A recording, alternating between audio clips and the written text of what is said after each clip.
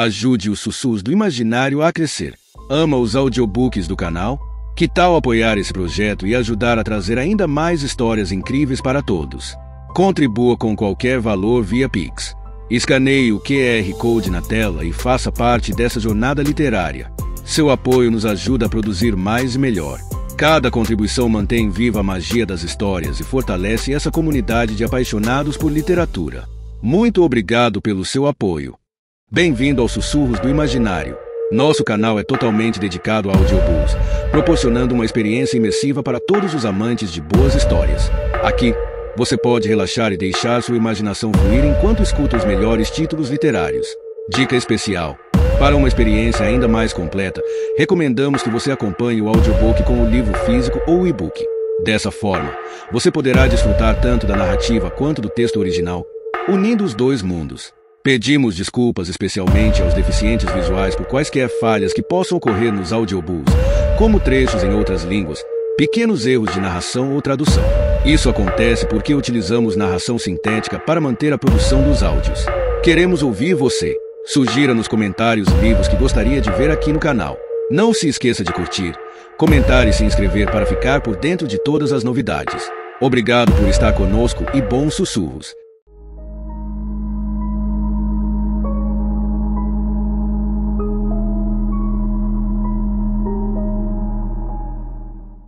Capítulo 21.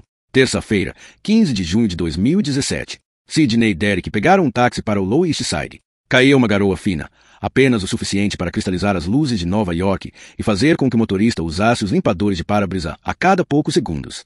As luzes de freio e os sinais vermelhos de trânsito borravam as ruas em faixas vermelhas. Era terça-feira, perto das 10 da noite, e Derek não se sentia nada feliz por estar correndo para cima e para baixo tão tarde. Por que ele não pode nos encontrar durante o dia? Ele acabou de sair do trabalho. Disse que era seu único horário livre. É pegar ou largar. Aceitei porque preciso do testemunho dele para o episódio de sexta-feira. Se você puder enquadrar, editar, antes de nosso prazo final. Quem é ele? Há centenas de policiais que poderíamos entrevistar. Dom Marcos. Ele me ajudou em meu primeiro documentário. Confio nele. Além disso, Dom não tem problema em ser filmado. Ele assina tudo embaixo. Derek consultou seu relógio. Vou chegar atrasado amanhã. Só para você saber. Não, você não vai. Temos que colocar isso em produção ao meio-dia para cumprir o prazo. Sidney se inclinou para frente e disse ao motorista: ali adiante, vire à esquerda. O motorista parou o táxi em frente a um bar. Sidney pagou a corrida, desembarcou na noite nevoada de Manhattan e encontrou o detetive Marcos dentro do bar com um copo de uísque com soda repousando sobre um guardanapo enrugado diante de si. Olá, Sid. Ele a cumprimentou. Oi, Dom. Obrigada por me encontrar. Este é Derek. Ele vai gravar para mim. Um drink? Claro. Casamigos com gelo. Dom apontou para Derek, que fez que não com a cabeça, e pediu a tequila para Sidney e outro uísque para si. Acho que seria melhor fazer isso em uma mesa dos fundos, Sidney sugeriu. Assim, eles levaram suas bebidas para os fundos do bar. Derek ligou a luz da Ikegami, e o canto dos fundos do bar ganhou vida sob a claridade. Alguns clientes se viraram para olhar, mas logo perderam o interesse. Você estudou o caso, Sidney afirmou. O que pensa a respeito da maneira como a investigação foi conduzida? Dom sorriu.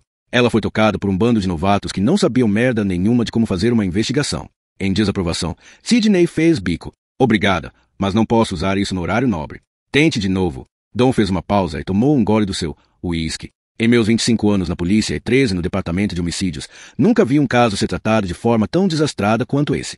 Muito melhor. Por quê? Fale mais sobre o que leu e sobre o que você faria diferente na investigação. Comecemos com os interrogatórios. Além de terem sido realizados de maneira incorreta, também foram possivelmente conduzidos de modo fraudulento. Se você comparar a lista de pessoas interrogadas com a dos hóspedes registrados do hotel, verá que muitos deles jamais foram interrogados. Assim, aqueles que estavam presentes no hotel na noite em que Julian Christ morreu nunca deram seu depoimento a respeito do que viram ou ouviram, ou de seus próprios paradeiros naquela noite. Dos 188 hóspedes, apenas 104 foram interrogados. O que aconteceu com os outros 84? Além disso, os funcionários do hotel foram ouvidos em grupos, o que é um erro grosseiro. Todas as possíveis testemunhas e todos os possíveis suspeitos devem ser interrogados separadamente. Isso se faz por diversos motivos, mas o mais comum é confirmar se relatos individuais da noite em questão corroboram uns aos outros. O interrogatório individual de testemunhas e suspeitos também ajuda a criar uma cronologia dos acontecimentos. Muitos funcionários foram ouvidos em grupos de 2 ou 3, o que permite que suas histórias mudem com base no que cada depoente está ouvindo durante o desenrolar da inquirição. Incompetência total. Você leu a respeito de um interrogatório de uma hóspede chamada Eli Reiser? Não li. Pelo que sei, essa pessoa nunca foi interrogada pelos investigadores de Santa Lúcia.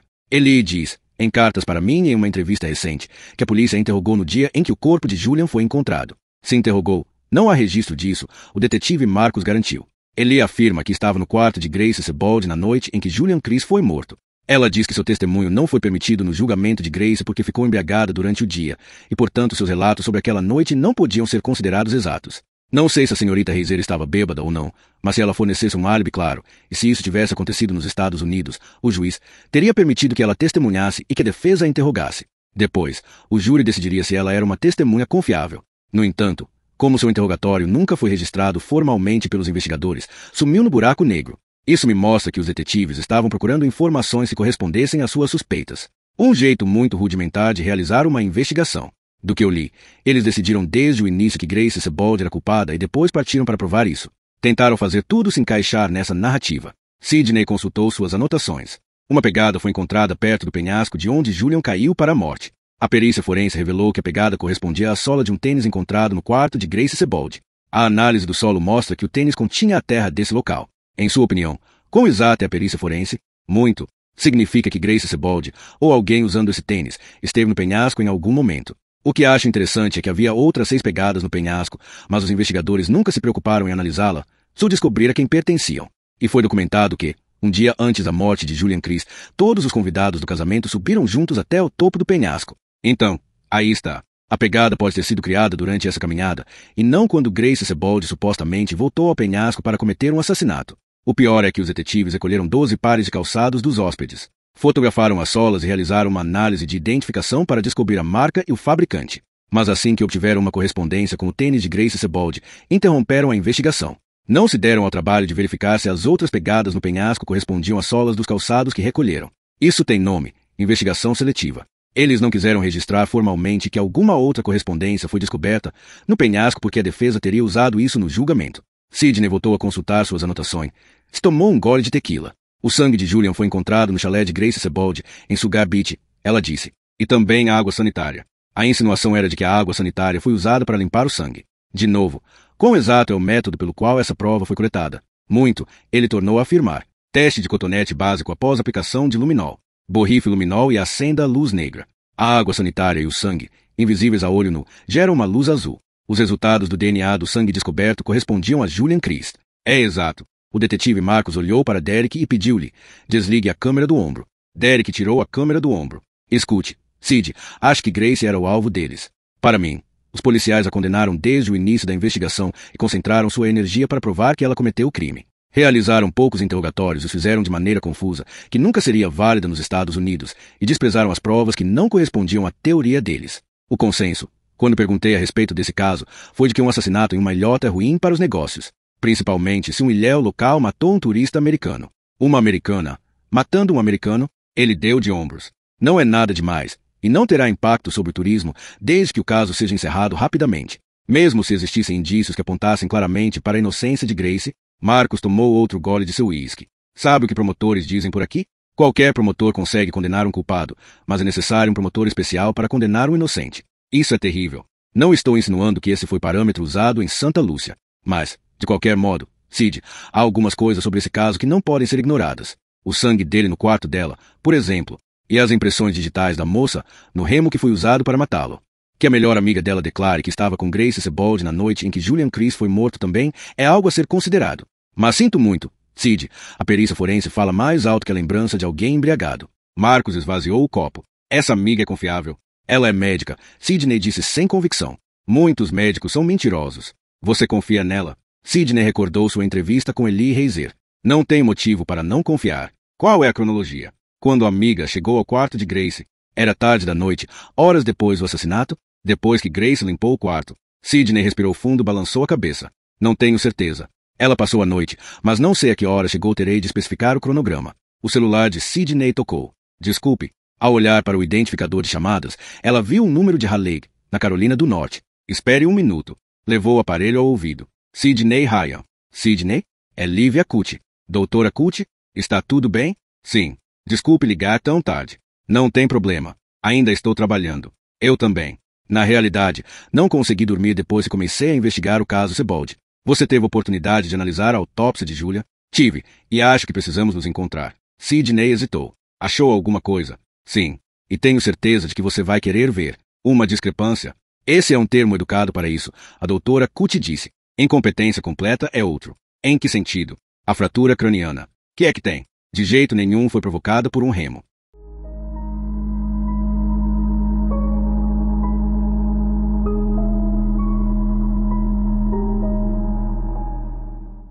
Capítulo 22. Quinta-feira, 15 de junho de 2017. Às 10h02 daquela manhã, o avião pousou em Raleigh. Um táxi deixou Sidney no Instituto Médico Legal pouco antes das 11, onde um jovem gentil a conduziu até uma sala cercada por uma corrente de metal. Ali, as luzes estavam baixadas e um projetor de transparência exibia imagens em uma tela. Enquanto isso, um médico apresentava um caso para uma sala lotada de seus colegas. A foto projetada mostrava um corpo sobre uma mesa de metal. Sidney desviou rapidamente o olhar do cadáver inchado e branco, pulou a corrente de metal e se dirigiu ao elevador. Sentiu um frio na barriga quando o elevador estranho sacudiu e desceu até as profundezas do necrotério. Quando as portas se abriram, o jovem apontou o caminho. No final do corredor, vire à esquerda. Obrigada. Sidney agradeceu quando ela e Derek saíram do elevador e seguiram pelo corredor com iluminação fluorescente. Azulejos cor de pêssego cobriam as paredes, e o cheiro de água sanitária laboratório de química do colégio preenchia o ar. Seus saltos ecoavam no piso. Era um tinido estridente que reverberava dos azulejos esterilizados ao redor deles. Sidney olhou para os pés de Derek e viu que ele usava tênis, silencioso como um ninja. Pelo menos, pontos saberão que estamos chegando, Derek comentou.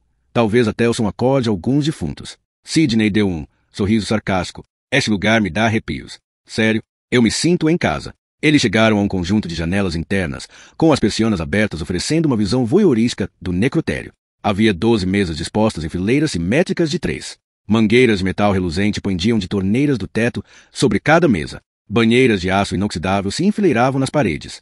A doutora Cutie, uma médica e um médico se encontravam em torno de uma das mesas. O modo animado como a doutora Cutie organizava a cena deixava evidente que era ela quem comandava o procedimento. Ao perceber a presença de Sidney, a outra médica apontou para a janela. A doutora Cutie se virou e acenou para ela entrar. Devo gravar? Derek perguntou. Ah, sim. Isso tem de ficar bom. Sinistro como o inferno.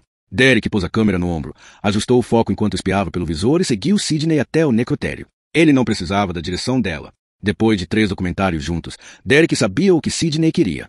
Assim, inclinou a câmera para que a parte posterior da cabeça de Sidney ocupasse o primeiro plano. Em segundo plano, diante dela, os 3 médicos, usando aventais longos parados morbidamente ao redor da mesa de autópsia, apareciam embaçados e agourentos. Quando Sidney se aproximou deles, a imagem dos médicos entrou assombrosamente em foco. Seria uma ótima cena de abertura ou até um aperitivo para no próximo episódio de A Garota de Sugar Beach. Sidney, é bom revê-la. Igualmente, doutora Cutie, obrigada por me receber. Seja bem-vinda. Pode ser um pouco sombrio aqui embaixo e quando está vazio, temos algum eco. Espero que isso não prejudique seu vídeo. Derek é um mestre. Ele vai editar para que tudo pareça perfeito. Esta é a doutora Tilly. E esse, o doutor Schultz, outros 2 colegas de patologia aqui em Raleigh. Enquanto apertava a mão dos doutores, Sidney tentava ignorar as meias-ponto-i de autópsia em cada lado deles, e os lençóis brancos se cobriam de modo irregular os cadáveres ali dispostos. Contei ao Dr. Schultz e à doutora Tilly sobre sua solicitação para dar uma olhada na autópsia de Julian Christ e lhes pedi ajuda. Nós 3 revisamos a autópsia, as fotos, os relatórios, a análise, tudo. Todos chegamos à mesma conclusão. E qual foi? Alguém fez besteira. Lentamente, Sidney olhou para o canto do necrotério de onde Derek filmava. Ele fez um sinal de positivo com o polegar. Estava registrando tudo. E é possível provar isso. O laudo da autópsia e as fotos têm 10 anos, mas nós examinamos tudo com muito cuidado. Sim, achamos que podemos demonstrar, sem dúvida alguma, que a conclusão do laudo está incorreta. O 3º episódio seria exibido na noite seguinte. A audiência estava baixa e o público crescia em um ritmo mais lento do que previsto. Ela precisava de uma continuação explosiva, de uma grande revelação que pegasse de surpresa os telespectadores e os fizesse falar do documentário com amigos e colegas de trabalho.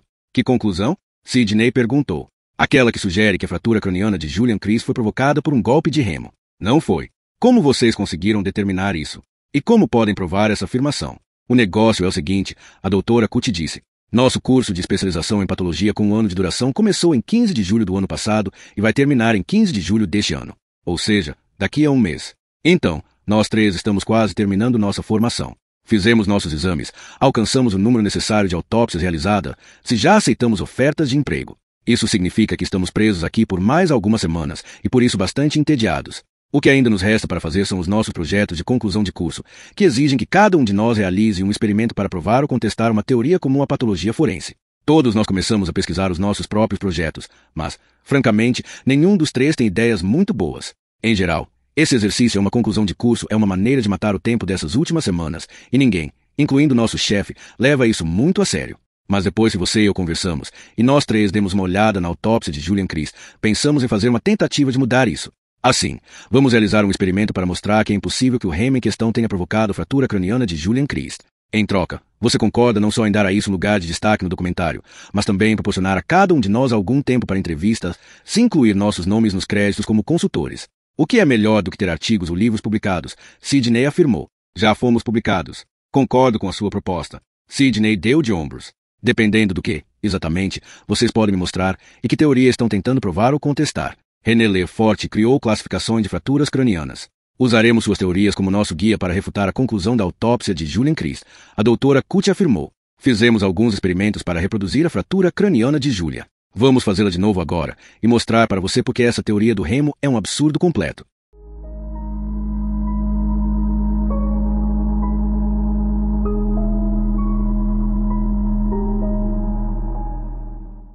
Capítulo 23. Quinta-feira, 15 de junho de 2017. A doutora Cucci puxou o lençol branco da primeira mesa de autópsia e revelou um cadáver. Sidney teve dificuldade para fazer a ligação entre a coisa borrachenta e descolorada sobre a mesa e um ser humano. Sei que Damian aqui já conheceu melhores dias. Mas sem uma subvenção para realizar esse experimento, tivemos de conseguir cadáveres de qualquer um disposto a doar. Cada um dos alunos recebeu um para os experimentos de conclusão de curso. Para reproduzir os resultados para você, precisávamos de mais cadáveres. A Faculdade de Medicina, linha 2 que concordaram em se desfazer. Damian está na pior forma, mas seu crânio está muito bem preservado. A doutora Cucci, então, se virou para outra mesa e puxou rapidamente o lençol branco, como uma mágica puxando uma toalha de uma mesa de jantar repleta de louças de porcelana. Esta é Marta. Também não está em grande forma anatomicamente, mas, de novo, seu crânio está perfeito para os nossos propósitos. Também temos modelo Simbone, para o caso de precisarmos realizar um exercício 2 vezes, porque depois que esmagarmos os crânios de Damian e Marta. Bem, não poderemos repetir o experimento. Simbone são modelos de poliuretano. Usaremos um crânio desses, se for necessário. O material reage de modo quase idêntico ao crânio, menos o sistema, é claro. Porém, para o propósito de nosso experimento, estamos interessados apenas na fratura craniana. Assim, usaremos os cadáveres para reencenar a agressão e, depois, reproduziremos os resultados com os modelos Simbone para confirmar as nossas descobertas. Isso será mais high-tech, e teremos um gênio no andar de cima criando modelos de computador que mostrarão o que acontece com o crânio durante o impacto. Ele evidenciará o método exato pelo qual as fraturas ósseas, se a onda da concussão se irradiam através de todo o crânio e cérebro. Perfeito, Sidney disse. Em que episódio isso aparecerá? O Dr. Schultz quis saber. Provavelmente no 4º episódio, se conseguirmos editar em tempo, Sidney respondeu. Por causa do curso de especialização, não tenho assistido a muita televisão, mas estou viciado em seu especial sobre Grace Sebald. Obrigada. Sidney sorriu.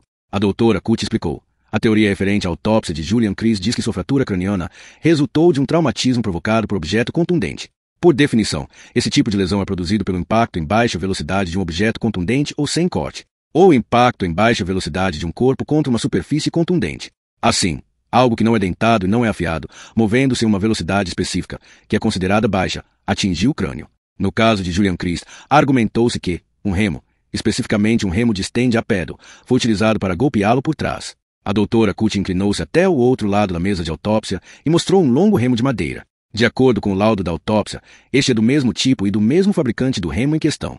Sidney inclinou a cabeça. Onde você o encontrou? O Instituto Médico Legal tem um grande banco de dados criado pelos nossos analistas de ferramentas. Temos um rapaz que sabe praticamente tudo a respeito de qualquer instrumento já usado como arma. Ele encontrou este remo no banco de dados e procurou nas lojas da rede Play Segunda Game Sports em todo o estado. Encontrou esta beleza há alguns dias. A Sawyer não fabrica mais este modelo, pois é feito de madeira e é pesado. Ao longo do tempo, os remos ficavam encharcados e lascados. Os mais novos são muito mais leves e feitos de compósito madeira-plástico. Posso? Sidney estendeu a mão. Claro. Sidney pegou o remo e se espantou com seu peso e comprimento. Ao menos 2,2 kg e mais de 1,85 m. Ela o ergueu acima do ombro para ver o que seria necessário para desferir um golpe. A adrenalina bateu forte quando ela pensou em Grace Sebald fazendo aquilo. A doutora Cucci chamou seu colega e apontou para um ponto na frente dela. O Dr. Schultz contornou a mesa de autópsia e ficou de costas para a doutora, que tomou o remo de Sidney. A teoria afirmou que o agressor se aproximou da vítima por trás e deu um golpe com o remo em um plano oblíquo. Com o movimento, ela representou o ângulo pelo qual o laudo da autópsia supôs que o remo atingiu o crânio de Julia. Sidney observou a doutora Cut imitar o golpe letal e o memorizou para falar com Leslie Marty a respeito de criar uma reconstituição animada do ataque. Aqui está o problema com essa teoria. A doutora Cut disse. Primeiro, a fratura craniana foi do tipo estrelada. Isso significa que resultou de uma única fonte de impacto e depois se espalhou para longe, como deixar cair um objeto pesado sobre uma fina camada de gelo e observar as fissuras se espalhando por ela. Agora, não importa como você simula o remo atingindo o crânio, com o lado plano ou com o lado fino da pá.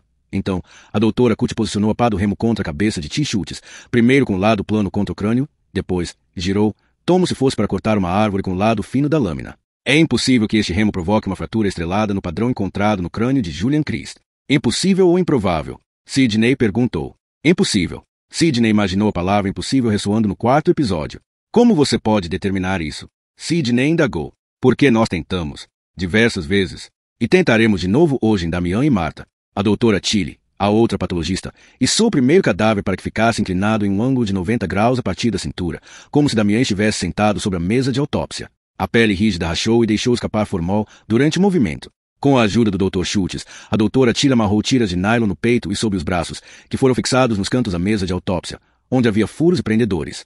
Em seguida, fixaram os engates nos ganchos suspensos que vinham do teto. Pelo visto, sentar um cadáver na mesa de autópsia era uma prática comum.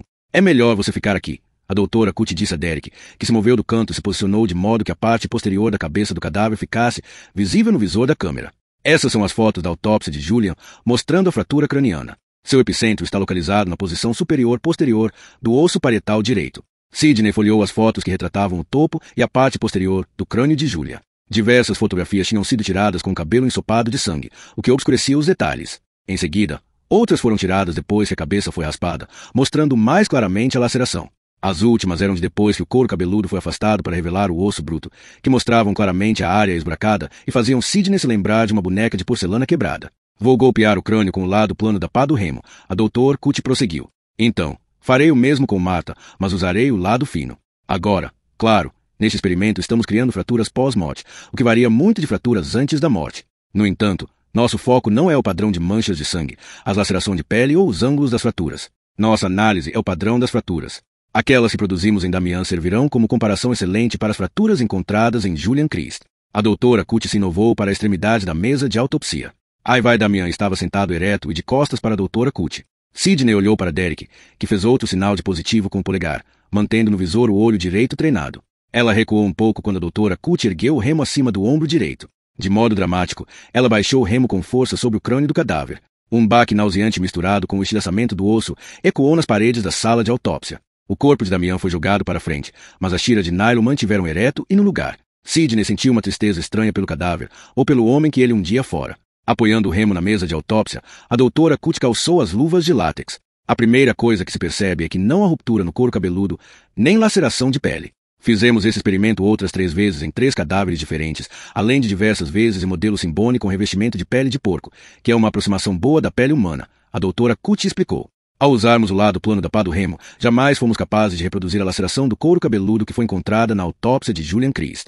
A doutora Cut enfiou um dedo enluvado sob a aba cirurgicamente perfurada da pele perto da parte frontal do crânio do cadáver. Assim que superamos a ausência de uma laceração, podemos analisar a fratura óssea real. A doutora afastou o couro cabeludo e o cabelo do crânio, como se removendo a peruca de um manequim. Não houve nenhuma gota de sangue. Sidney percebeu. Os vasos sanguíneos de Damian estavam secos havia muito tempo. A doutora Tilly chegou uma câmera Canon de uma mesa próxima e acertou o foco para tirar diversas fotos da lesão óssea. Nós lhe enviaremos algumas cópias dessas fotos. Sidney deslocou-se para mais perto da mesa. Este golpe foi com o lado largo da pá do remo. A doutora Cut segurou o crânio de Damian. A primeira coisa que se nota é que este tipo de traumatismo, o traumatismo por objeto contundente provocado por um objeto plano e largo, não penetra no crânio. Ele fraturou o crânio? Sim. Mas realmente penetra no osso? Não. Em vez disso, como você pode ver, causou uma fratura não deprimida, que se irradiou para longe do local, mas que também pressiona as linhas de sutura e muitas vezes separa o crânio ao longo dessas margens, a sutura sagital no topo do crânio, e as suturas coronal e lambdoide nas partes frontal e posterior. Essa lesão é muito diferente daquela documentada nas fotos da autópsia de Julia, em que o crânio está cavado para dentro ou deprimido em um diâmetro e uma profundidade específicos, 3 centímetros de profundidade e 7 centímetros de largura, como medido pelo patologista de Santa Lúcia, que é o que define uma fratura estrelada. Vamos repetir isso diversas vezes no modelo Simboni, com imagens em câmera lenta e instantâneas, para demonstrar que a ponta plana da pá do remo não poderia ter provocado a fratura craniana em Julian Christ. A doutora Tilly e o Dr. Schultz moveram um cadáver chamado Martha e o posicionaram com as tiras de nylon de maneira semelhante do cadáver de Damian, até que o corpo ficasse sentado ereto. Depois que seus colegas saíram do caminho, a doutora Cutie se aproximou da mesa de autópsia e ergueu o remo, com cuidado de girar o cabo para que o lado fino da pá ficasse na posição de ataque. Ela ergueu o remo acima do ombro direito e o bateu contra a cabeça de Martha.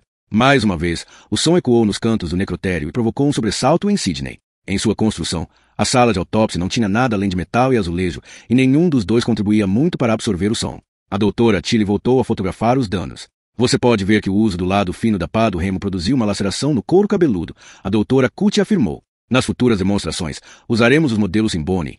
Com a ajuda de nossa equipe de balística e de seus aparelhos, vamos variar a velocidade do remo até a menor velocidade possível, que ainda produzirá uma laceração e uma fratura craniana, independentemente de eu ter golpeado com mais força do que o agressor.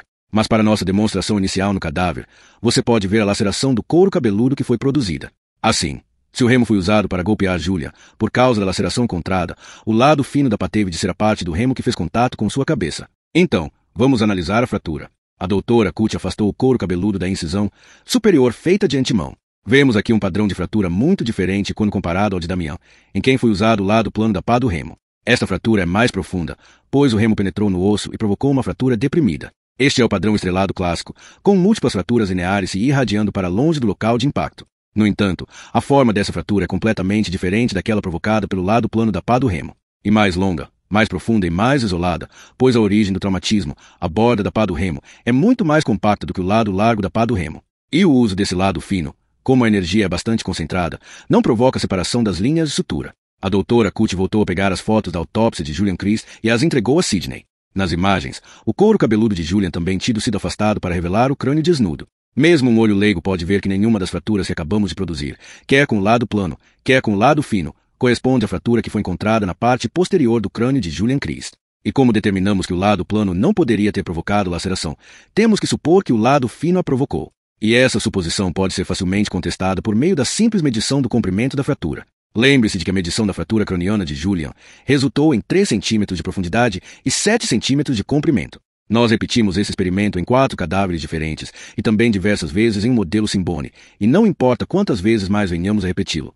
O comprimento da fratura, quando usamos a parte fina da pá do remo, nunca foi inferior a 10 centímetros. A doutora Cutie olhou para Sidney enquanto Derek dava um dose em seu rosto. Resultado final? E que não há remo neste planeta que possa ter provocado a fratura craniana de Julia. Em silêncio, Sidney observou as fotos de 10 anos de uma autópsia que ajustou a condenar Grace Sebald. Então, fitou a doutora Cutie, se você pode dizer com certeza, em sua opinião médica, que o rumo não provocou a fratura craniana de Julia, tem alguma ideia do que provocou? Não do objeto real, mas posso chegar a uma conclusão sobre esse objeto. Era muito menor do que um remo de barco e estava envolto em organza. Organza? Sidney perguntou. É um tipo de nylon. A doutora Cutie pegou o laudo da autópsia de Julian Christ de uma mesa desocupada e o folheou. Em seguida, entregou a página marcada para Sidney e correu o dedo até o parágrafo do meio. O patologista em Santa Lúcia documentou que fibras de organza foram descobertas dentro da lesão do couro cabeludo. Nenhum fragmento de madeira. Aliás, o que seria de esperar se um remo de madeira tivesse sido usado. Em vez disso, fragmentos de nylon.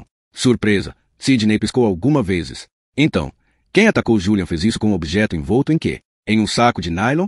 Há uma conclusão muito mais consistente do que um remo de madeira, pode acreditar. A doutora Cutie tomou a pegar o remo. Segundo o laudo, Grace Sebald tem 1,65 m de altura. Assim, para provocar uma fratura nessa parte do crânio de Julian, que, segundo o laudo, tinha 1,88 m, ela teria que crescer alguns centímetros ou ficar em pé em cima de algo para produzir o ângulo da fratura. E tem mais. Segundo o laudo, Grace é canhota. Ela segurou o remo acima do ombro esquerdo. Como a fratura craniana de Julian foi no lado direito da cabeça, disse, agora segurando o remo acima do ombro direito e fazendo uma demonstração de inversão das mãos, de modo que seu punho direito ficasse acima do esquerdo. Qualquer que tenha sido a arma, a senhorita Sebald teria de ser uma tremenda rebatedora ambidestra.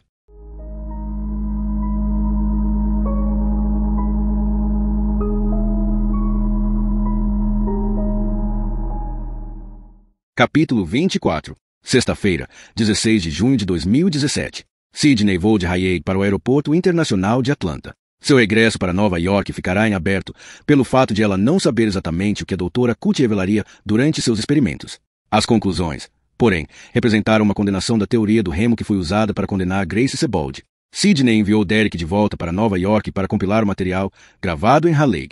Leslie pegaria as gravações acumuladas, separaria a gordura. Na segunda-feira, quando Sidney planejava regressar, as horas de material gravado durante seu tempo com a doutora Cutie e com a equipe de balística do Instituto Médico Legal da Carolina do Norte seriam condensadas para 4 horas de material utilizável. Em seguida, Sidney reduziria todas essas horas para os 40 minutos mais importantes, trabalharia com os redatores para criar material de narração e editaria o 4º episódio com a equipe técnica em tempo de exibi-lo para os executivos da emissora e obter a aprovação deles para ir ao ar na próxima sexta-feira. Se ela fosse capaz de apresentar os experimentos da doutora Cutie de modo suficientemente intrigante, seria o episódio mais explosivo da temporada. Sidney desembarcou em Atlanta e alugou um carro, com o cuidado de usar seu cartão de crédito pessoal. Essa viagem de hoje não podia ser à custa da emissora. De tato, ela não queria que ninguém no trabalho soubesse de suas viagens para a penitenciária estadual de Baldwin.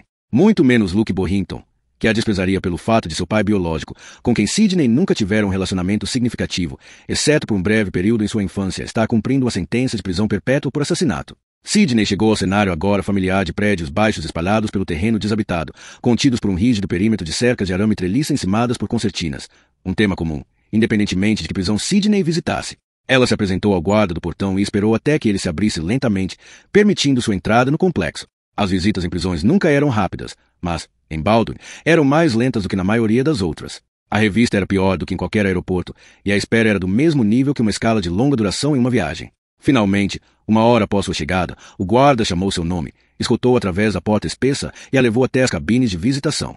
Ali, ela se sentou e esperou mais 15 minutos, até que seu pai apareceu no outro lado da divisória de vidro. Sidney não conhecia o homem sentado à sua frente. De fato, não muito bem. As memórias sobre ele eram de quando ela tinha 10 anos, e sua vida familiar era ainda algo normal. Essas imagens e clipes curtos de sua família, apenas o 3, foram criadas antes de seu pai matar um homem. Antes de sua mãe desaisá-la de um subúrbio de Atlanta, onde moravam todas as amizades que Sidney tinha feito, e replantá-la arbitrariamente em Sarasota, na Flórida. Sidney nunca criou em Sarasota as mesmas amizades que desfrutara em Atlanta, e a nova vida que sua mãe tentou forjar na Flórida era menos nova e, na maioria das vezes, apenas diferente. A vida pode realmente começar de novo. Você pode simplesmente virar a página no caderno que registrou sua história e começar a escrever uma nova história. Em caso positivo, Sidney e sua mãe fizeram isso de forma incorreta. Elas escreveram a história errada, ou uma nova história errada original, ou uma que não permitiu que elas se esquecessem das páginas anteriores. O fracasso se evidenciou pelo fato de que Sidney estava sentada esperando em uma penitenciária para ver seu pai mais de 2 décadas depois de ele ter rabiscado o caderno original deles. Fissuras profundas que arruinaram tudo só no tempo da faculdade. A vida de Sidney voltou a entrar nos eixos. Mesmo então, porém, a identidade de seu pai homicida, preso em uma penitenciária de Atlanta, era um segredo bem guardado. Nenhuma de suas colegas da faculdade sabia de seu pai, e quanto mais sua vida avançava a partir da condenação, quando Sidney tinha 10 anos e estava na 5ª série, menos ela pensava nele. Agora, com 36 anos, Sidney passará mais de 2/3 da vida sem que seu pai fizesse parte dela. Só a chegada de uma carta inesperada desencadeou a ideia de um reencontro. Nela, Neil Ryan fazia um pedido simples à sua filha. Posso ver você? Mesmo depois de 3 anos de encontros clandestinos, Sidney ainda se esforçava para ver o pai através de algo diferente do que o prisma de uma menina de 10 anos. Era como ela se lembrava dele. Arraigada em sua mente, achava-se a imagem de seu pai levando-a para a mercearia após o culto de domingo e carregando-a sobre os ombros enquanto caminhavam pelo parque de diversões. Como eram um trio, um sempre ficava de fora no carrinho de 2 lugares da montanha-russa. Embora Sidney dividisse respeitosamente seu tempo de passeio entre seus pais, secretamente ela gostava de andar na montanha-russa com Neil. Ela sempre se sentia mais segura com ele. Agora, olhando através do vidro para o homem com o macacão laranja, nenhum sentimento de segurança ou bem-estar vinha de sua presença. Nenhum sentimento, na realidade, nem raiva ou ressentimento. Para Sidney, seu Neil Donald Ryan era muito mais um estranho do que um pai. Sidney pegou o telefone. Ao levá-lo ao ouvido, ouviu a voz dele. Oi, filha. Oi, pai. Assisti ao programa da semana passada. A maioria do pessoal daqui está viciado na série. Sinto muito orgulho de você. Obrigada. Sidney sorriu. Ela se perguntou se deveria mencionar aos homens de terno da emissora que os presidiários de Baldwin eram fãs da garota de Sugar Beach. Ela poderia usar os índices de audiência. Sei que você está muito ocupada, mas teve a oportunidade de investigar o DNA? Ainda não, ela respondeu. Sidney deu crédito ao pai. Em sua carta original, ele pedirá para vê-la sem segundas intenções, além de um reencontro depois de mais de 20 anos. Com relutância, Sidney fez a visita esperando que ele pedisse para libertá-lo, assim como ela libertara outros condenados. Era um pedido comum nas cartas que recebia dos presidiários. O fato de Sidney, na realidade, ter conseguido a anulação de apenas 3 condenações era irrelevante para a maioria dos criminosos com quem conversava. A libertação de um único homem teria sido suficiente para chamar a atenção dos condenados de todo o país. Assim, quando Sidney visitou Baldwin pela primeira vez, esperava uma recepção semelhante. No entanto, seu pai ficou simplesmente observando-a durante a maior parte da visita. Ele riu muito também, maravilhado ao ver que sua filha de 10 anos se transformará em uma bela mulher de longos cabelos castanhos, realçados por listas castanho-avermelhadas. Os olhos castanho-esverdeados brilhavam com os traços radiais de azul. De fato, ele não conseguiu conter a admiração durante aquela primeira visita. Só depois de 2 anos e 9 visitas, Neil trouxe à tona o assunto de sua inocência. Há novas técnicas agora, ele dissera, que não existiam quando fui condenado.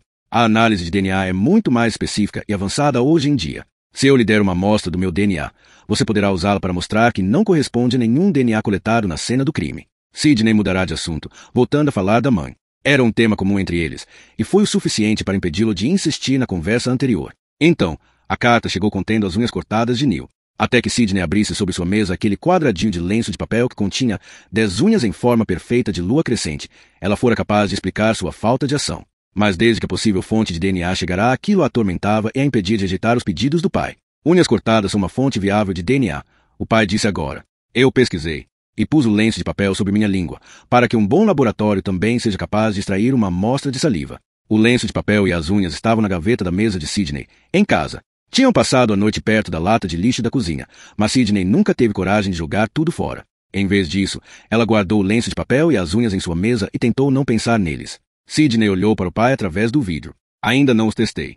Com indiferença, ele deu de ombros. Para a maioria, Sidney pensou, isso seria desanimador. Porém, ao longo dos anos, ela descobrira que os presidiários, privados de quase todos os luxos da vida, possuíam muita paciência. Eles nunca esperavam que algo acontecesse rápido e reagiam às notícias de atraso do mesmo jeito que reagiam ao descobrir que a cabine do banheiro estava ocupada. Simplesmente respiravam fundo e aguardavam. Por ser muito jovem na época do crime para entender plenamente o que tinha acontecido, Sidney investigou brevemente a condenação do pai no tempo da faculdade. Acusado de matar um homem na casa da vítima, Neil fora condenado por homicídio qualificado e sentenciado à prisão perpétua. A única bala disparada veio de uma pistola automática calibre .22 encontrada na cena. As impressões de Ryan foram extraídas da arma. Foi uma alegação que ele negou veementemente, já que, de acordo com seu advogado, seu cliente nunca segurara uma arma em sua vida. Durante o julgamento, especialistas em impressões digitais discutiram sobre se as impressões correspondiam realmente com as de Neil Ryan. Para complicar a situação, havia outro conjunto sobreposto de impressões que também foram extraídas da arma. A acusação sustentou que as impressões anônimas provinham de um jovem policial que, por engano contra o protocolo, pegou a arma quando chegou à cena do crime. Contudo, o teste das impressões borradas não correspondeu ao das do policial. Foi ainda invocada como uma correspondência garantida pela testemunha especialista da acusação e refutada pelo perito de impressões digitais da defesa, mas não de forma bastante convincente para manter o pai de Sidney fora da cadeia. Quando a discussão a respeito das impressões digitais terminou, a acusação desferiu um golpe, que acabaria se revelando um nocaute. Neil Ryan vinha tendo um caso com a mulher do morto. Os argumentos relativos às impressões digitais foram logo esquecidos, e a ideia de premeditação se tornou um tópico quente. O júri decidiu por homicídio qualificado, concordando com o argumento da acusação de que Neil Ryan foi à casa de sua amante com a intenção de matar seu marido, que havia descoberto o caso. 25 anos depois, o pai de Sidney continuava preso sem possibilidade de liberdade condicional.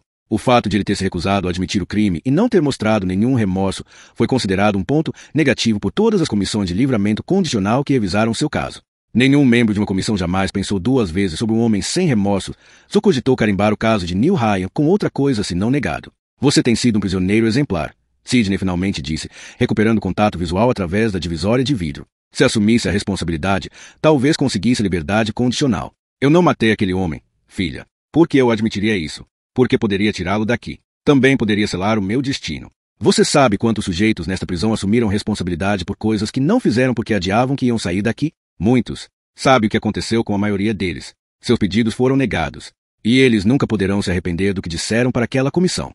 Tudo bem. Não admita o crime, mas demonstre algum remorso por seu envolvimento. Se você não tivesse, Sidney se calou. Ela quase deixou escapar traído minha mãe, mas isso pareceu tão insignificante tantos anos depois que se sentiu constrangida por ainda incomodá-la. Dormido com a mulher dele, a ideia de premeditação não teria surgido. São um monte de coisas.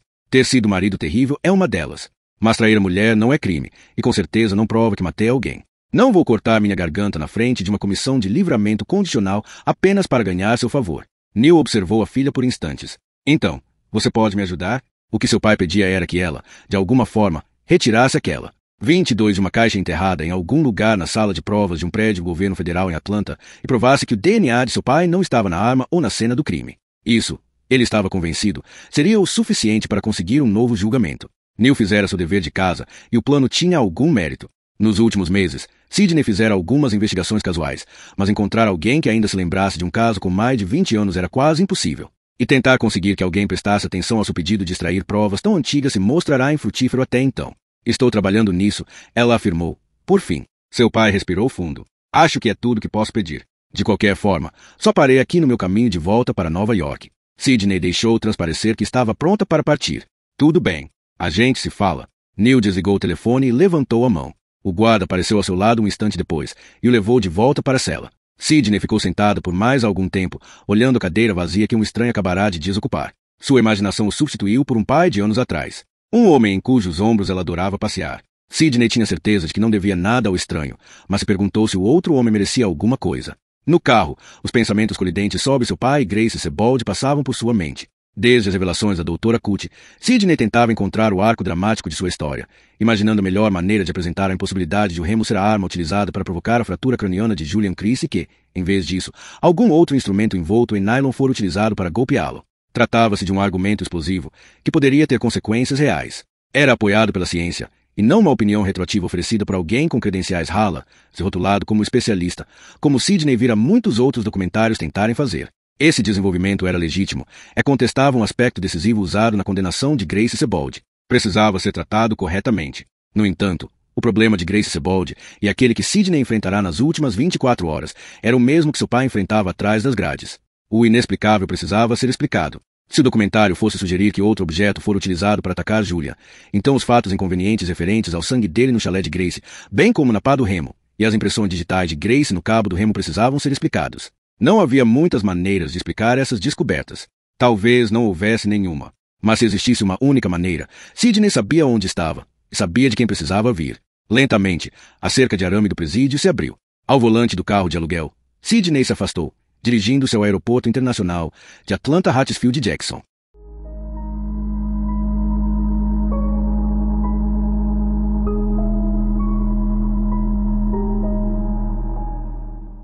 Capítulo 25. Sábado, 17 de junho de 2017.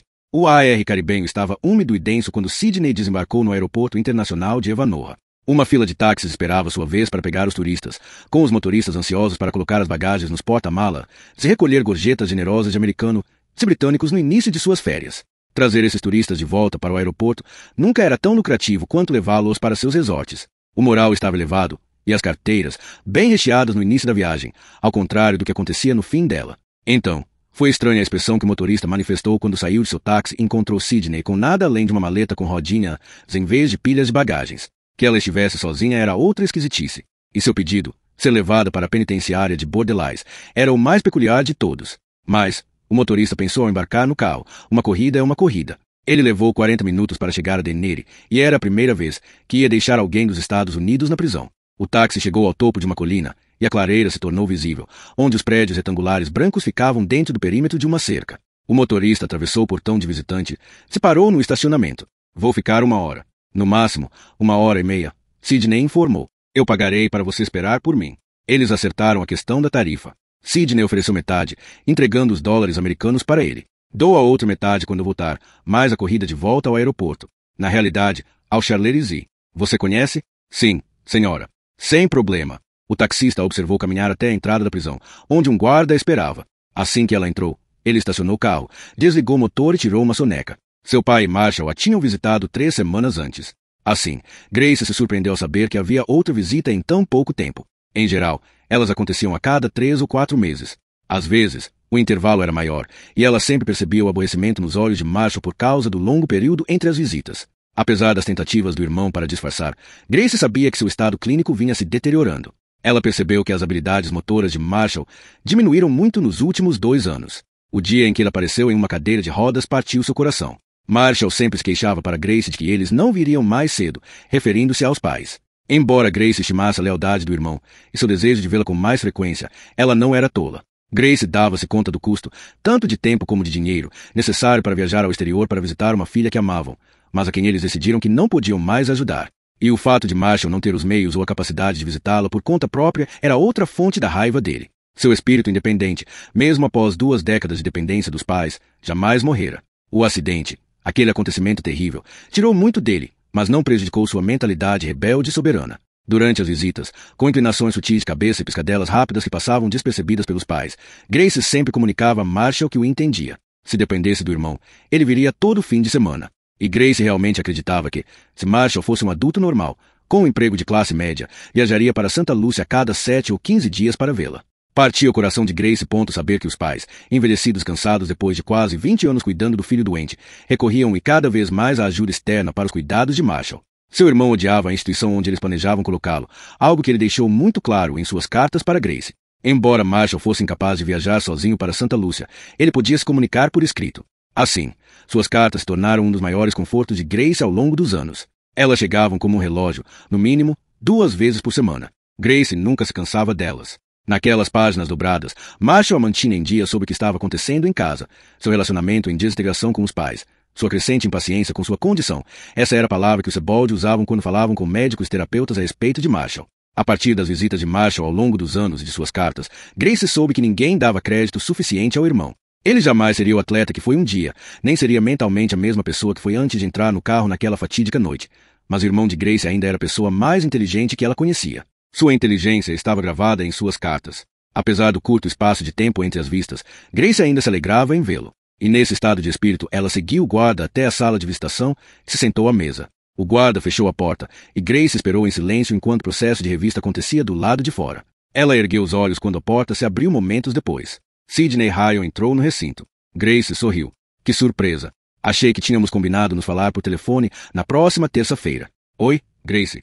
Sidney se acomodou na cadeira diante dela. Desculpe por aparecer sem aviso prévio. Isso não podia esperar. O que não podia esperar? Quando estive com você da última vez, eu lhe disse que não sabia dizer em que acreditava. Hoje acho que sei.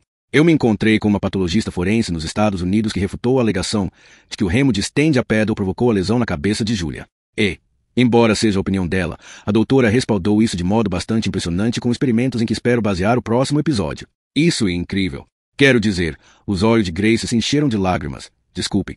Ela enxugando os olhos e respirou fundo para se acalmar. Fazia muito tempo que eu não chorava por algo assim. Mas alguém está me ouvindo. Finalmente alguém está me ajudando. Eu sabia que você encontraria algo se procurasse. Grace estendeu o braço por sobre a mesa e apertou a mão de Sidney. Obrigada. Escute, Grace. Em relação ao remo, foi realmente impressionante com que a doutora Cut conseguiu mostrar. Isso vai gerar um episódio explosivo.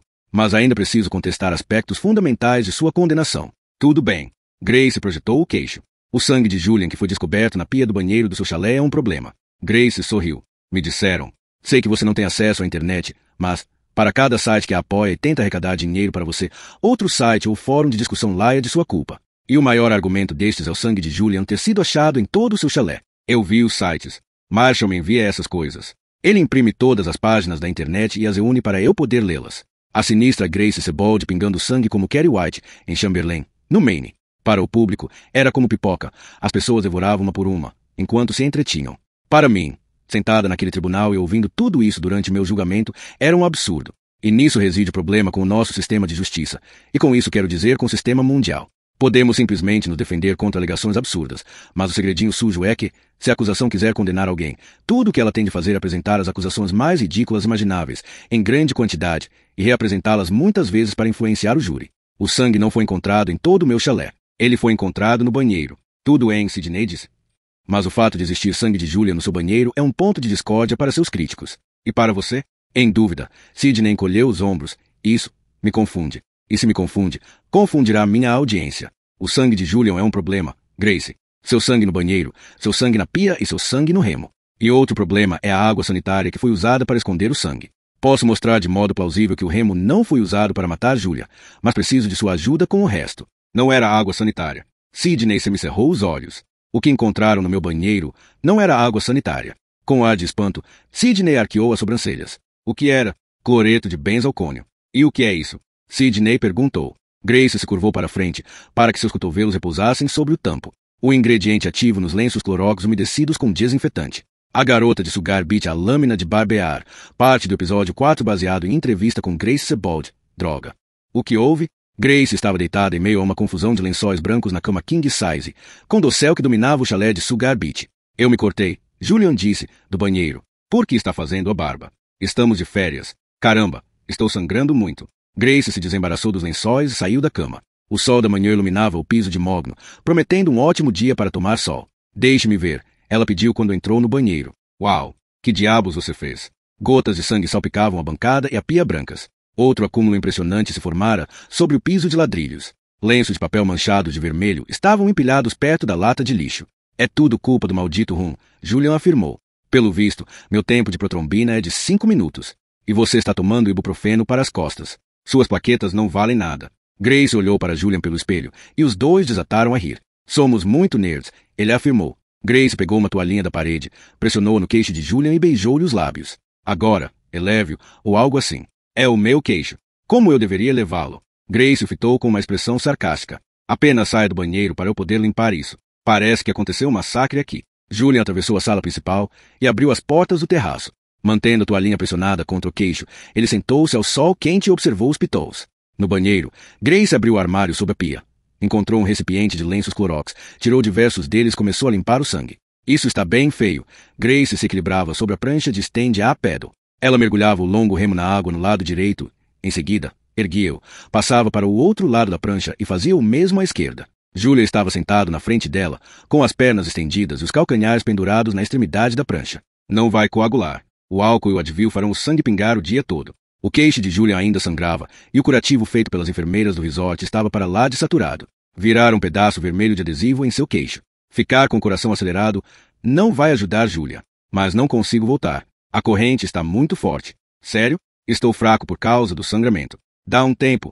Me leve de volta para a praia. Quero um mojito. Julian se virou para Grace, de pé na prancha atrás dele. O sol ia alto no céu, com a silhueta da cabeça dela bloqueando intermitentemente os seus raios, lançando uma sombra sobre Julia. O remo descansava sobre o ombro dela, com a mão agarrando firme o cabo.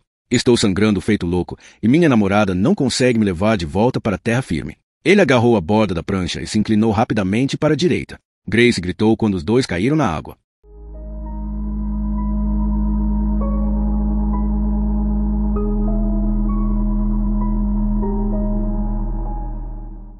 Capítulo 26. Sábado, 77 de junho de 2017. Então, para o Charlie S.I., o motorista do táxi perguntou. Mudança de planos. Tenho de ir ao Hospital Vitória, em Castries. Sidney consultou seu relógio. Mas temos de nos apressar. Castries é longe. Quanto tempo? 1 hora. 50 minutos se eu correr. Me leve para lá em 30 e eu lhe darei mais $50. Vamos nessa.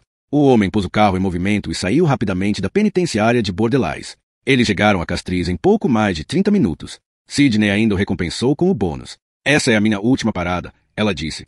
Depois, vamos para o Charleries. Vai me esperar? Sem problema. Sidney abriu a porta traseira e se dirigiu para a entrada do Hospital Vitória. Na recepção, pediu orientação para chegar ao necrotério. É para fazer uma identificação? A recepcionista perguntou. Não. Estou aqui para falar com o Dr. Mundi. Liguei para ele há cerca de 1 hora e ele me disse que ficaria no hospital até o fim da tarde.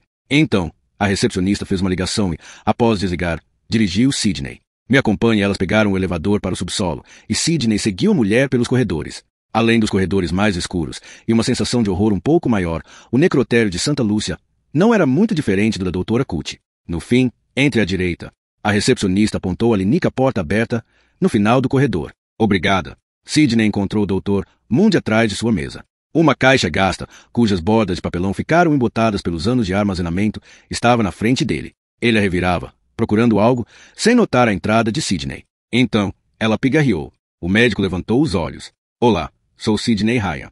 Entre, o Dr. Mundi disse. Sidney sentou-se na cadeira diante da mesa. Desculpe ligar hoje e aparecer tão rapidamente. Sem problema. Acho que está aqui. O Dr. Mundi ainda examinava a caixa. Sim, bem aqui. Ele tirou uma pasta e sem pressa virou as páginas até encontrar o que precisava. Sim. O doutor ergueu as sobrancelhas em sinal de espanto. Eu notei isso. Uma laceração de 1,9 centímetro no queixo da vítima, determinada no momento da autópsia como lesão típica do ato de barbear. Esses ferimentos não são difíceis de identificar, e trata-se de descobertas comuns em uma autópsia. Em geral, no rosto dos homens e nas pernas das mulheres. O senhor me daria permissão para gravar enquanto explica essa descoberta e como conseguiu determinar que era o resultado de uma lâmina de barbear. O médico desviou o olhar de suas anotações. Um aparelho de barbear de lâmina dupla, notei. Com indiferença, ele deu de ombros. Sem problema. Não me importa que você grave nossa conversa. O celular de Sidney estava sem sinal e com a bateria em 1% durante seu trajeto de táxi para o sul de Santa Lúcia, através das montanhas, sem direção a Vieux Fort. Ela odiava estar desconectada, mas valeu a pena ficar quase sem bateria depois de ter gravado um vídeo com a explicação do Dr. Mundy sobre a laceração que ele documentara 10 anos atrás no queixo de Julian Chris, junto com a gravação do que Grace lhe dissera antes, na prisão. Que o vídeo estivesse sem edição, gravado em uma combinação de seu iPhone e uma pequena câmera de vídeo portátil certamente acentuava a urgência do episódio que ela imaginava. Sidney esbarrara em provas desconsideradas durante o julgamento de Grace e agora estava registrando casualmente suas descobertas sem o auxílio de sua equipe de filmagem. Em conjunto com a filmagem profissional que Derek fizera das demonstrações da Dra. Cut, o episódio de sexta-feira tinha o potencial para ser um estrondoso sucesso. Quando finalmente chegaram ao Charlevoix, perto do aeroporto, onde ela conhecera seu motorista no início do dia, Sidney entregou o pagamento. Ele teve um bom dia, e sem se dirigir para nenhum resort. Ela puxou sua maleta com rodinhas para o quarto e trancou a porta. Após colocar o celular para carregar, abriu o laptop e reservou um voo de volta para a manhã seguinte. Sidney encontrou uma cerveja Piton no frigobar e se sentou na beira da cama. Tons pastel de salmão claro e verde cobriam as paredes do hotel barato. Sidney tomou um longo gole de cerveja e pegou o telefone do hotel. Ouviu uma série de lembretes até sua ligação para Nova York ser finalmente completada. Alô, Leslie Marty respondeu. Sou eu. Meu Deus, Sidney, achei que seu avião tivesse caído. Onde você está? Fiz um desvio. Estou em Santa Lúcia. O quê? Por quê? Por que não foi ela? Deliberação do júri dia 2. Precisamos discutir a prova envolvendo sangue.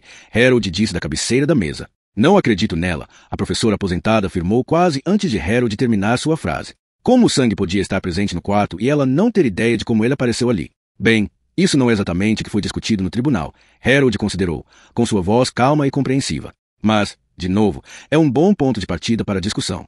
Vamos reler as transcrições do testemunho e do interrogatório de Grace. Então, colocaremos no quadro negro os fatos a respeito do sangue e da limpeza, como fizemos durante nossa discussão relativa à arma do crime. Ele apontou para o quadro negro atrás deles, coberto agora com pó do giz branco. A discussão acalorada da véspera. E aí? Teremos uma discussão mais exata sobre o sangue, o corpo e a limpeza.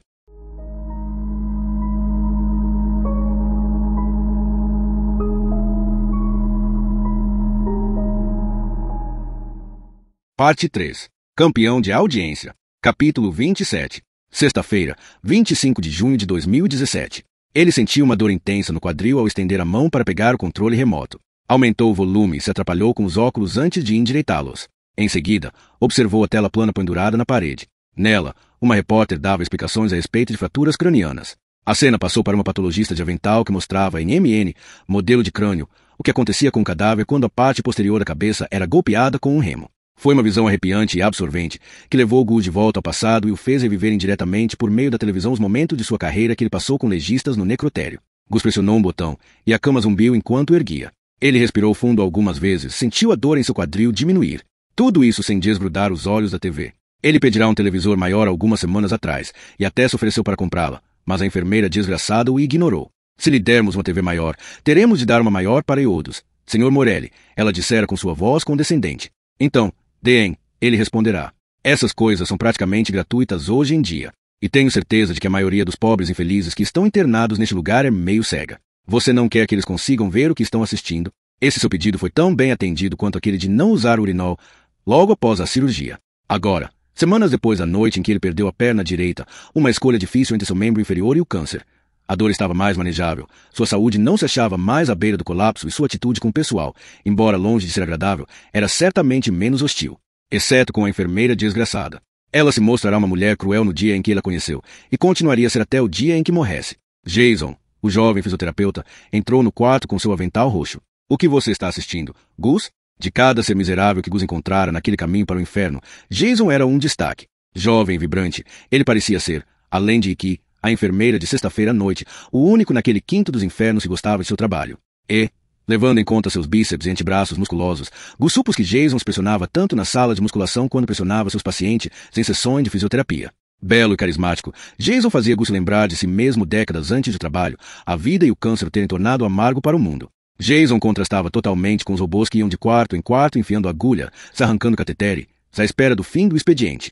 Gus Morelli passará a maior parte do tempo em prisões durante sua carreira, e essas mulheres se ambientariam tanto berrando com presidiários na penitenciária local como gritando com pacientes idosos aqui no Alcove Manor.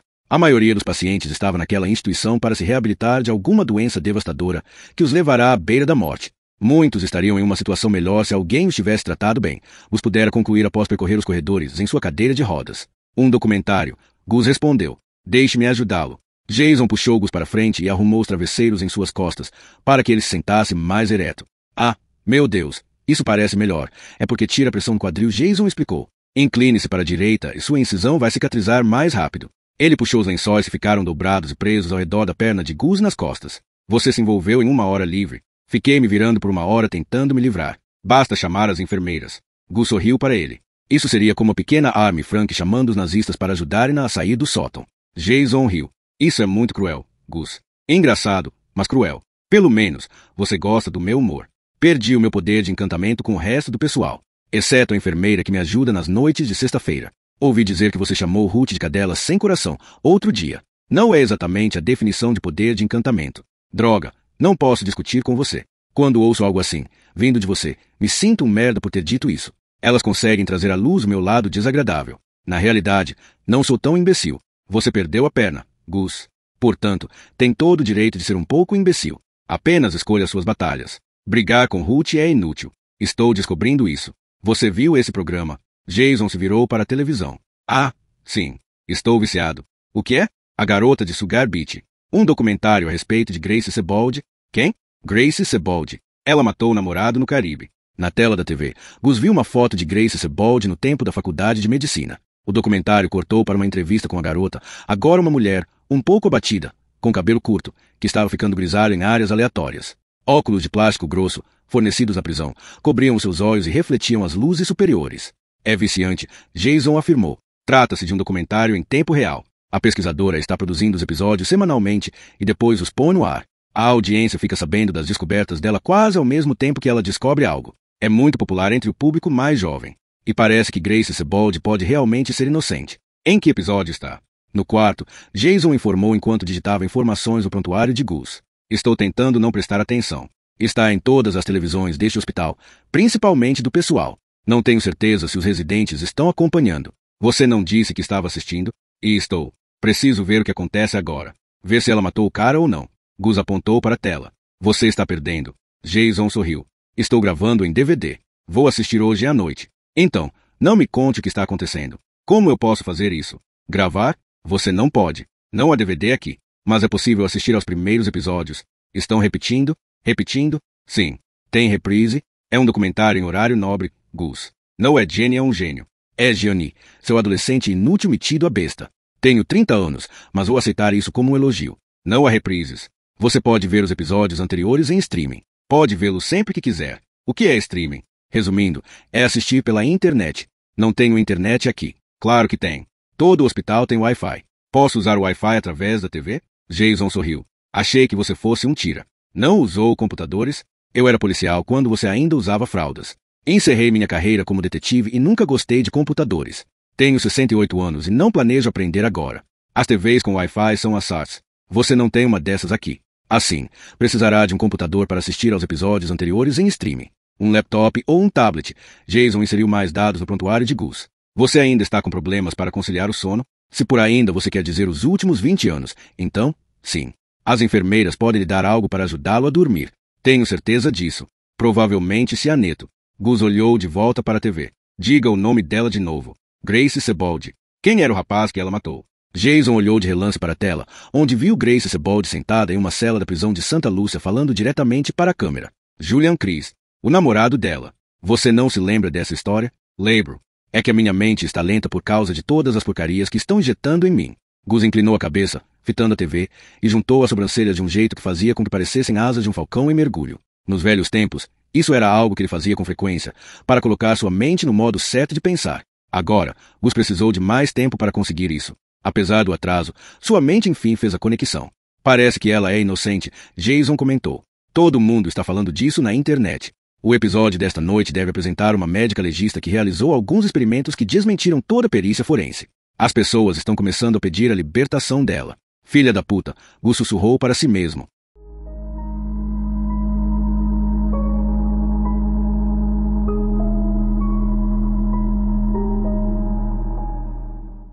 Capítulo 28.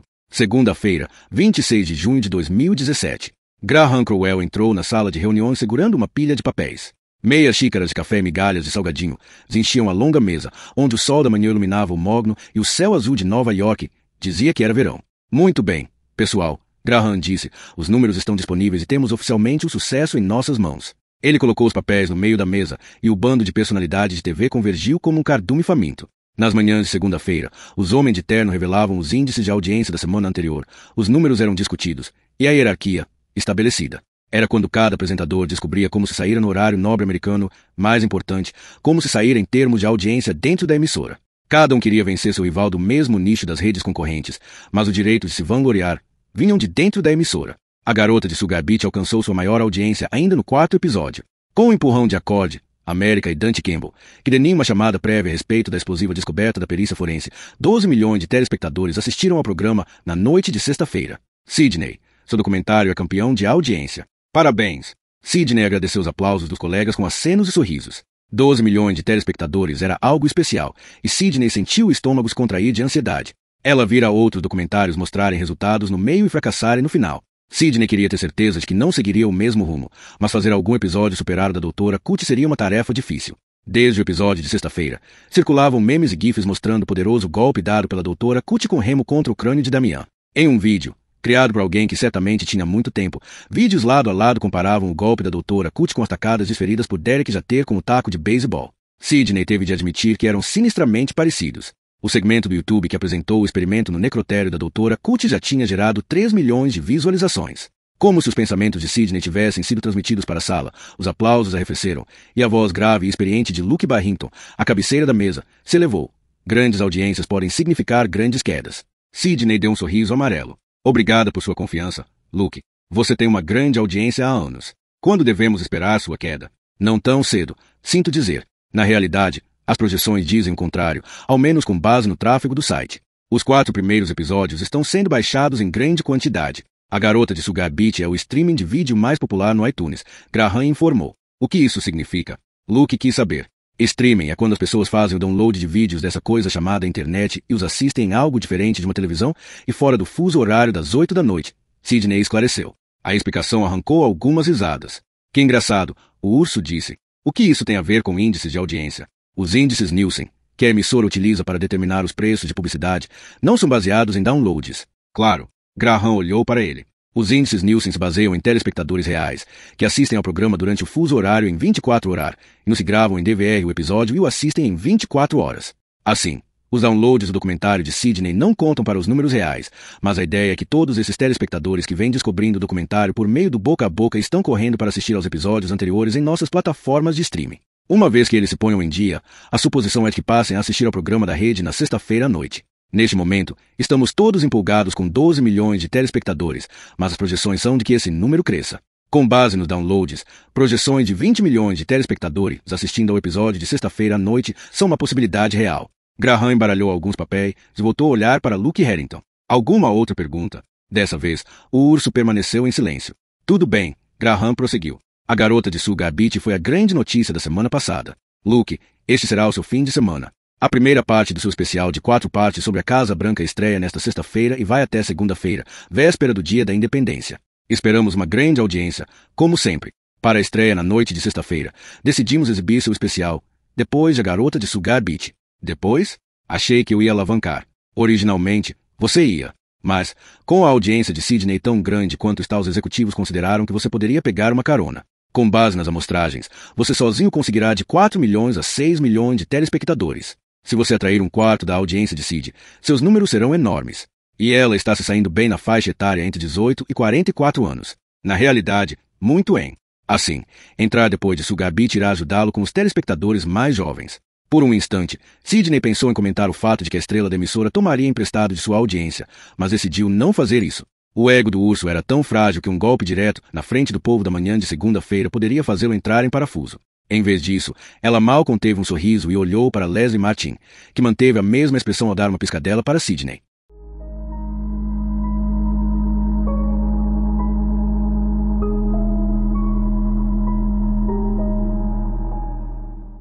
Capítulo 29.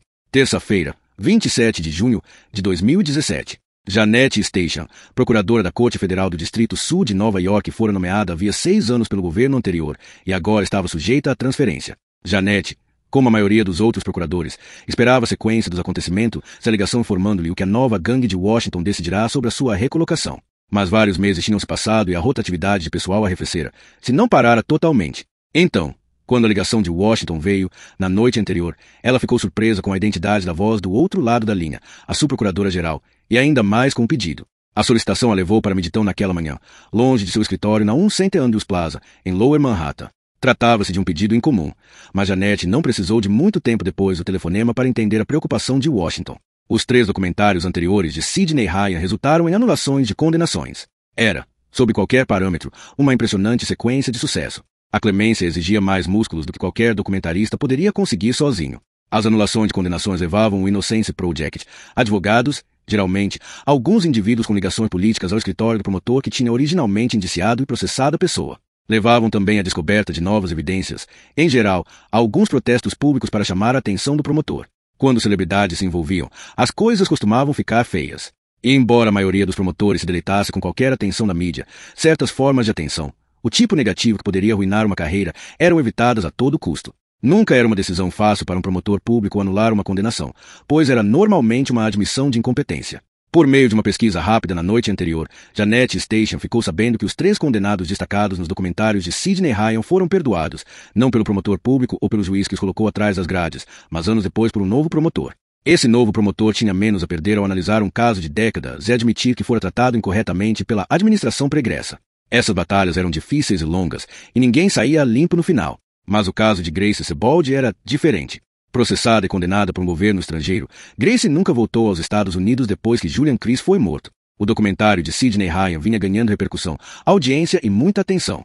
A conclusão que estava sendo sussurrada em Washington, que uma cidadã americana fora injustamente acusada e presa por um governo estrangeiro. A pergunta inevitável que seria feita, porque o governo americano cruzou os braços e não fez nada. A pergunta e sua implicação era um trem desgovernado em cuja frente Washington queria entrar. Assim, Janete Station recebeu a ligação para ver até onde aquele trem havia chegado e qual era a sua velocidade. Seu celular tocou. Sim, ela está numa mesa nos fundos.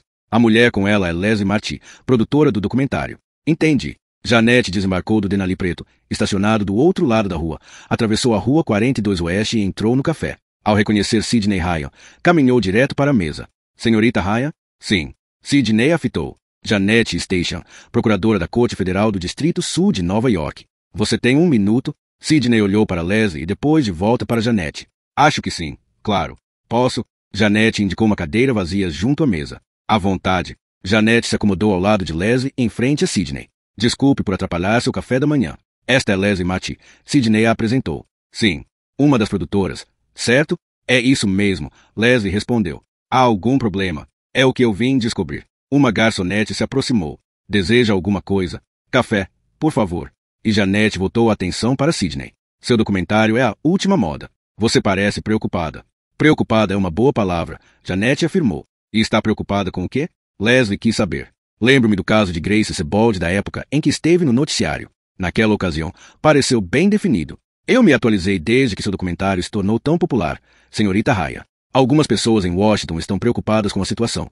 Uma cidadã americana em prisão estrangeira por um crime que talvez não tenha cometido. A pergunta simples é a seguinte: quanto do que você está expondo é fato e quanto é ficção de cultura pop? Sidney empurrou uma pasta pela mesa.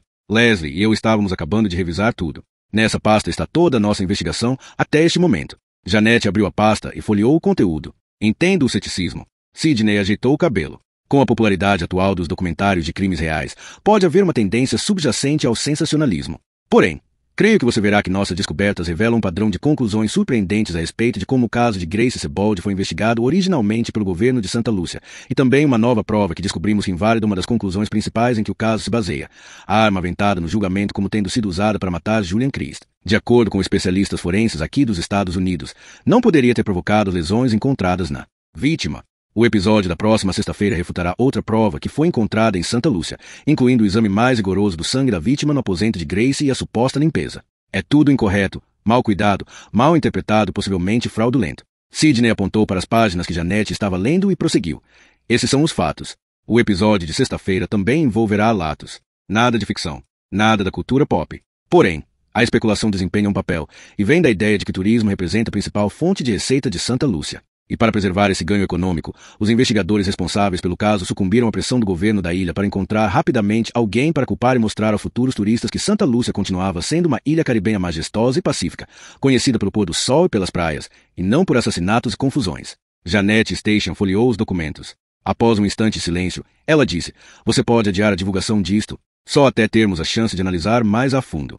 Sidney olhou para Leslie, que fez um gesto negativo com a cabeça. "Receio que não", Leslie afirmou. "O documentário é em tempo real. Estamos produzindo um episódio a cada semana. O que ficamos sabendo, nossa audiência fica sabendo. E estamos com os prazos apertados", Sidney informou. "Me pediram para perguntar." Janet Station sorriu. "Não é tarde demais", Leslie disse. "Uma de nossas cidadãs ainda precisa da ajuda de nosso governo. Na verdade, pede isso há 10 anos. Isso estará no meu relatório." Janet ficou de pé. "Tenham um bom dia da independência." "Você também", Sidney completou. Janet Station saiu do café, dirigiu-se ao veículo utilitário esportivo que aguardava, embarcou no assento traseiro e o SUV partiu cantando os pneus. Ela pegou o celular e digitou um número. "Alô? Temos um problema."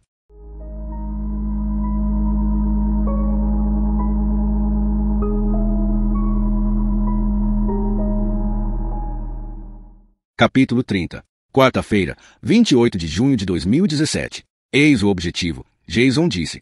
"Vou erguer seu traseiro dessa cadeira de rodas e você usará os corrimões para mover esse rabo até o outro lado. E você vai exercer pressão sobre a maldita prótese. Ouviu? Você precisa começar a pôr peso nesse lado do corpo. Eu poderia apresentar uma queixa por causa do jeito como você fala comigo", Gus resmungou. "Faça isso. E não deixe de entregá-la pessoalmente para a enfermeira desgraçada." "Não, obrigado. Muito tempo atrás, quando ainda trabalhava, eu aprendi que, se alguém estivesse me pegando pelas bolas, não deveria me mexer." Jason deu uma risada. "Sabe a decisão. Mas chega de enrolar." Ele passou os braços em torno da cintura de Gus e agarrou o cinto de segurança. Gus pôs as mãos nos ombros de Jason, e de forma coordenada, Jason puxou e Gus usou os músculos enfraquecidos da perna boa, esforçando-se para não pressionar demais o quadril direito inválido ou a prótese estranha que ligava o coto ao chão. Gus gemeu quando conseguiu ficar de pé. "Puta que pariu. Você está bem?"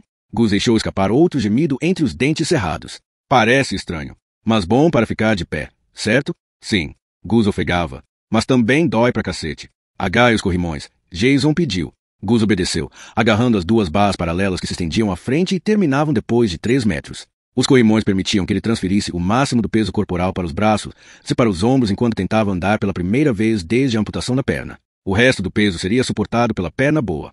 Quando ele sentisse suficiente coragem, deveria balançar para frente a perna direita inválida e a prótese e ver o quanto ele conseguia movimentar. Da última vez que Jason colocou nas barras, Gus desistiu de colocar qualquer peso sobre a perna amputada. "Já tem um bom tempo desde a cirurgia. Você deveria ser capaz de dar 10 passos nas barras." "Ainda não consegui dar nenhum", Gus disse, sem fôlego. "Por que você desistiu da última vez?" "Dói, seu babaca, é por isso que eu desisti. E é estranho pisar sobre essa maldita perna de pau. Você quer andar de novo ou se mover de cadeira de rodas pelo resto da vida?" "Andar." "Então, mova-se. E grite o quanto quiser. Isso acorda este lugar e faz as pessoas terem medo de mim. Eu gosto disso." Gus olhou para o final das barras. Seus braços enfraquecidos tremiam sob o peso de seu corpo. "Meu Deus, eu era capaz de fazer 30 flexões sem sequer uma pausa. Agora mal consigo me manter em pé. Porque você está com a bunda sentada há um mês. Agora, mexa-se, Gus." Ele respirou fundo, ergueu a perna inválida diante de si e soltou um gemido gutural ao dar o primeiro passo em muitas semanas. 1 hora depois, Joyce descansava desconfortavelmente em sua cama hospitalar. Aquele não era tecnicamente um hospital. Era mais como uma prisão para indefesos e idosos. Ele não se considerava nenhum dos dois. "Pegue", Jason disse ao entrar no quarto e entregar um estojo fino para Gus. "O que é isso?" "Meu iPad."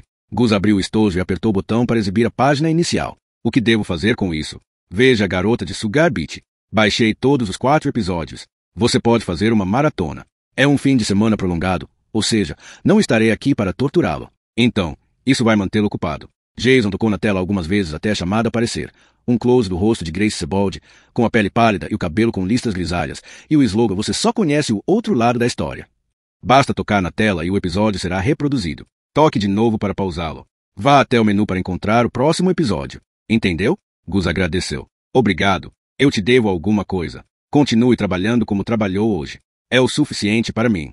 Por um instante, Jason digitou o teclado perto do pé da cama. Depois, fechou o prontuário eletrônico de Gus. "Vejo você na próxima semana?" "Isso é uma pergunta. Aonde diabos você acha que eu vou?" Jason se despediu. "Te vejo na semana que vem." Deixe as enfermeiras se levantarem neste fim de semana. Você precisa começar a usar a prótese. Volto na próxima quarta-feira. Espero que a dor tenha desaparecido até lá. Eu também, Gus. Mas relaxe.